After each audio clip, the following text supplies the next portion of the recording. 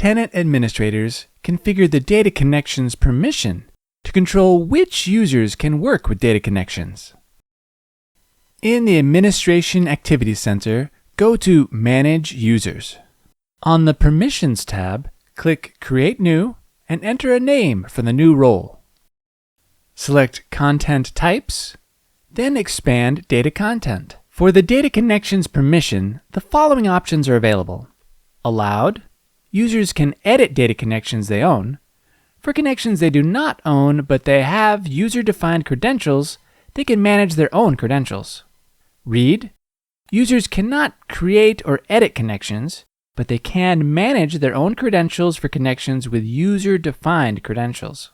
In this case, we select the option Allowed. When done, click Confirm. Next, let's create a group to assign the Data Connection Creator role to users. Select the users you want to add, then click Create. On the Permissions tab, select User Default. Select Content Types and expand Data Content. Under Data Connections, change the default permissions for all users to Read.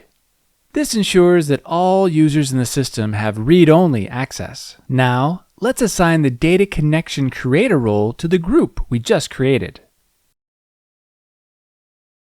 Let's see the result.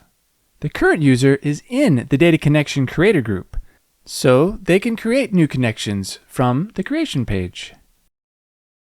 Also, in the Data Load Editor, they have permissions to create connections from there. Next, let's log in with a different user who is not included in the Data Connection Creator group. On the creation page, the option to create a new data connection is not listed.